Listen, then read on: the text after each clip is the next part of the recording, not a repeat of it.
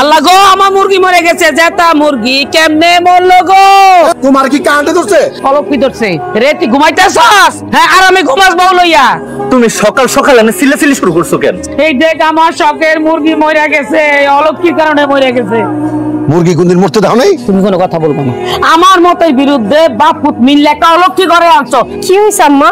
কি হয়েছে বুঝো না তোর কারণে মরে গেছে এটা তো খুবই খারাপ হইছে এটা খারাপ হইছে না ভালো হইছে সেটা পরে দেখেন যাইবো আম্মা কি কইতাছে শুনছো আম্মা কইতাছে তুমি আমগো বাড়িতে আসার পর আমগো বাড়িতে অলক্ষী লাগছে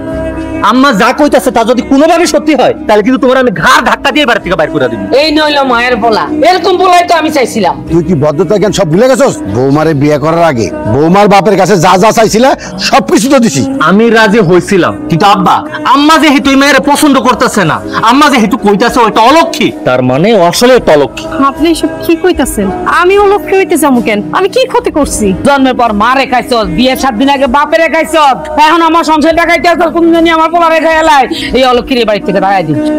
আমার মার যদি তোমার কারণে কিছু হয় না তাহলে বাড়িতে তোমার কোনো জায়গা হইব না তোমার লাঠি দিয়ে আমি এই বাড়ি থেকে বাইর করে দিব বৌমা তুমি আমার কথায় কোনো দুঃখ পাও না তো ঘরে যাও আমি কি তাইলে সত্যি অলক্ষী বউ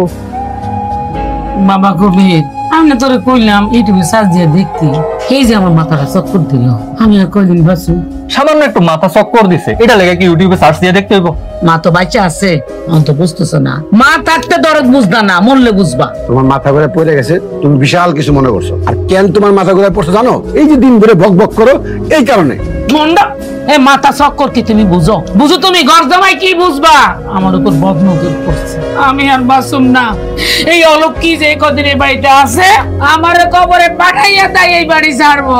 তোমারে কবরে পাঠাইবো আর আমি কি ছায়া ছায়া দেখুম আমি নগদ ওরে কবরে পাঠাইয়া দিব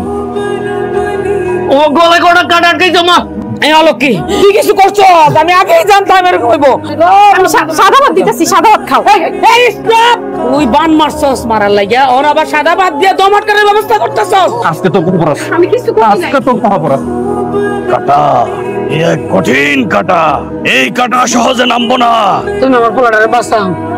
তোর পোলারে বাঁচার ক্ষমতা আমার নাই বাঁচার ক্ষমতা হলো উপরওয়ালার আমি শুধু চেষ্টা করতে পারবো চেষ্টা করা লাগলাম চেষ্টাই করেন সেভাবেই হোক আমার গলায় যে কাঁটাটা লেগে গেছে এই কাঁটাটা নামান এই যে আমার অলক্ষী বউটা এটা আমি বাড়িতে আসার পরে এগুলো হইতেছে তুই বলার আগে আমি সব কিছু জানি কোনো লাভ নাই এই আসলাম কবিরাজ যতদিন তোদের সাথে আছে ততদিন পর্যন্ত তোদের কোনো ক্ষতি করতে পারবে না 501 টাকা এখানে হাদিয়া পালা ওই কালো জাদুর কত শক্তি দিতেছি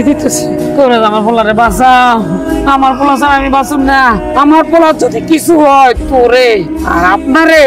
আমি ছাড়ব না কিন্তু আল্লাহ গো আমার ভাইটারে কি করছে হ্যাঁ এই অলক্ষীর কাম না